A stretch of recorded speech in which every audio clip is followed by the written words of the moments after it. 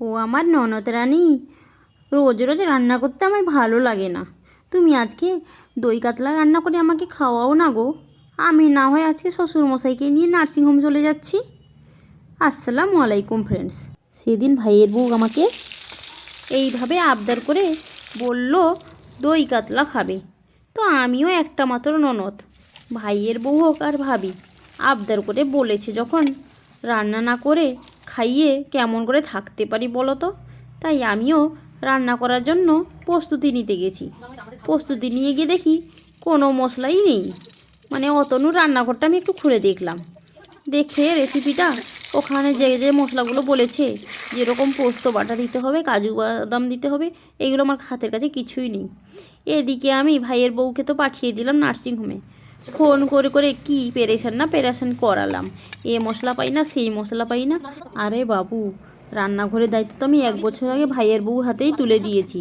যেদিন থেকে ও আমার বাড়িতে এসেছিল, ও তো রান্না করা জানতো না, এমনকি থালা বাসন ধোয়াও জানতো না। সব কিছু হাতে নাতে ওকে শিখিয়েছি।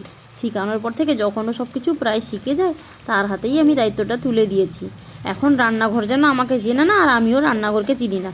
রান্নাঘরে গেলেই যেন আমাকে কামড়াতে থাকে। আমার তো বাবাকে নিয়ে নার্সিংহোমে দিন রাত সমান হয়ে যায়। আমি কি আর রান্নাঘরে দায়িত্ব নিয়ে ঘুরবো? যাই হোক, ভাইয়ের বউটা যখন এত আবদার করে বলল, আমি তো আর ওই দিন রান্না করে খাওয়াতেই পারলাম না। বড় বড় সাইজের কাতলা মাছের পিসগুলোকে আমি বেছে ফ্রিজে রেখে দিয়েছিলাম। তাই পরের দিন আবার এই সমস্ত মশলাগুলো কিনে নিয়ে এসে এবার আমি দই কাতলা রান্না করতে বসে গেছি। দই কাতলা রান্না করার জন্য দই এবং যে যে মশলাগুলো লেগেছে তোমরা তো সব কিছু দেখেই নিলে। আমি আর তোমাদেরকে একটা একটা করে বলতে চাইছি না, কারণ এটা আমার তো রান্নার চ্যানেল নয়, এটা তো আমার ব্লগ চ্যানেল। আমি তোমাদের গল্প শুনে রান্নাটা দেখালাম। তো এখন ভাইয়ের বউ আর আমি দুজন মিলেই রান্না করছিলাম।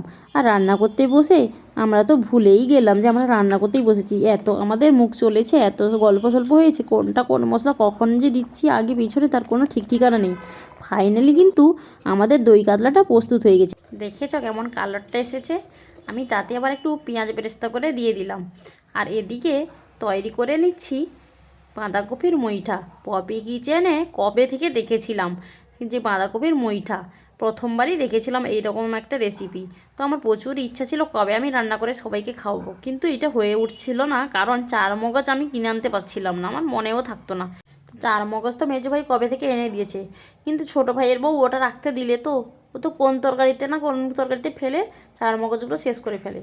তো আমি হাতের কাছে পাওয়ার সঙ্গে সঙ্গে আমিও তাড়াতাড়ি মুইঠাটাও বানিয়ে নিলাম। এখন 2টা তরকারি রান্না করেছি আর সাথে কুমড়ার ভাজা হয়েছে। ভাবছিলাম এইভাবে ভাইয়ের বউকে সাজিয়ে খেতে দিব আর ওর একটা রিভিউ নিব, কিন্তু ও ম্যাডাম রিভিউ দিলে তো বলে রিভিউ দিতে আমার এত সময় নেই, এত ভালো ভালো খাবার রান্না করেছো, আমি বসে রিভিউ দিয়ে সময় নষ্ট করব? আমি আগে খাই, তুমি তোমার রিভিউ দাও। তো বন্ধুরা, 2টা তরকারি ছিল আলহামদুলিল্লাহ অসাধারণ। পরিবারের সবাই খুব খুশি হয়েছে। তো তোমরাও যদি এইভাবে রান্না করে পরিবারের সদস্যদের খাইয়ে খুশি করতে চাও, তাহলে অতনু রান্নাঘর দেখে দই কাতলা আর পপি কিচেন দেখে বাঁধাকপির মুইঠাটা বানিয়ে নাও তাড়াতাড়ি, আর পরিবারের সবাই খাইয়ে খুশি করে দাও। সবাইকে অসংখ্য ধন্যবাদ। আজকের জন্য এই পর্যন্ত। আল্লাহ হাফেজ।